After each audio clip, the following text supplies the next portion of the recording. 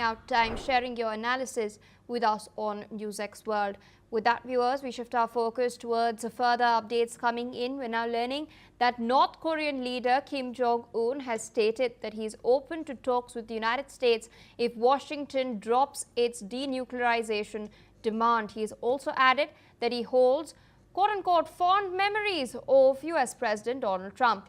Kim has stated that it was a matter of survival for North Korea to build nuclear weapons in order to safeguard its security against grave threats from the United States and South Korea. He has also listed a series of regular military drills by the US and South Korea and has stated that these have evolved into exercises for a nuclear war.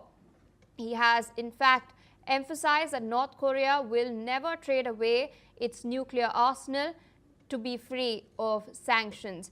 He has also stated that North Korea has no intention to engage in dialogue with South Korea.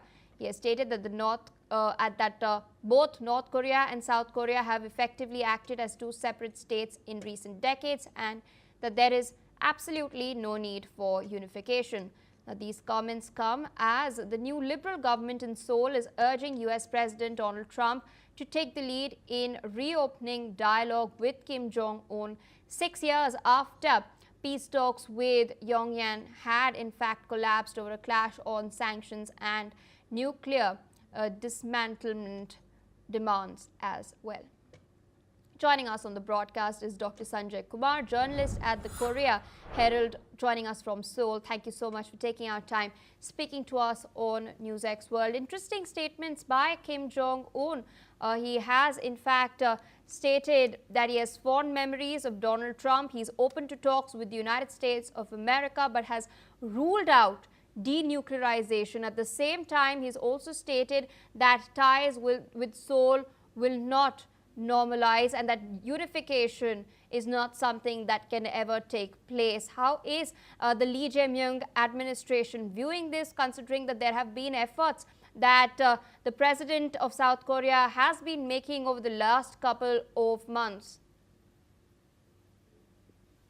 Pia, this Lee Jae-myung administration had been pushing for a three-way style of denuclearization steps, and it has been rejected by the Kim Jong Un and the North Korean administration, or you can say the regime. It is not just about North Korea's usefulness or uselessness, but it has to do with protecting the regime. And once this denuclearization agenda comes into picture, it comes on the table, there's nothing to achieve from North Korean side, and only it has to lose. I'm trying to say that it's an oxygen. I mean, nuclear is an oxygen for the North Korean regime. It should be seen in that way. And you are asking a regime to denuclearize itself, meaning you are just trying to get oxygen from someone. So, what would be the use?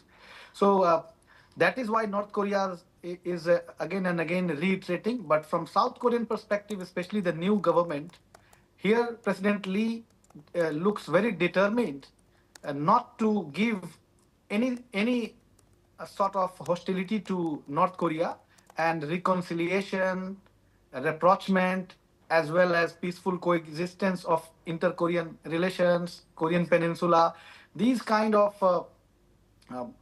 practically it is a wishful thinking in current circumstances, if you see from North Korean perspective. But still, South Korean government wants to engage North Korea somehow and minimize the hostility. From President Trump's perspective, we also have to see that he has met 3 times, although in Hanoi and Singapore talks, like they could not come up with any concrete agreement or any sort of outcome. But President Trump should be applauded that he is still interested in engaging. This is the converging point for South Korean government and the President Trump's administration. And when Kim Jong Un is also somehow echoing that he has good personal relation, like he is not saying that North Korean administration is having friendly relationship with the US. because they are more hostile to South Korea. They don't even want to talk to South Korea. They have reaffirmed again and again. So this is not a new thing. But yes, from South Korean perspective, we here look very determined that this engagement will go on in this way. And a quick follow-up to that, how is the South Korean government viewing the rhetoric that is coming in from Pyongyang as far as the military exercises are concerned? We do know that the Ulchi Freedom Shield exercises had taken place. This was followed by trilateral drills between Seoul, Washington and Tokyo.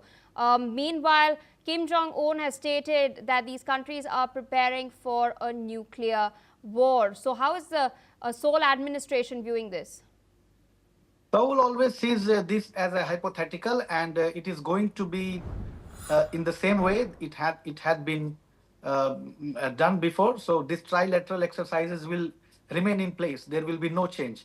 But after these comments from Kim Jong Un, it has raised some kind of euphoric moments in like signals in South Korea ahead of the APEC summit. So there are many observers here who are seeing some sort of possibility, and at least some kind of interaction between Trump and Kim Jong Un, either through direct or indirect.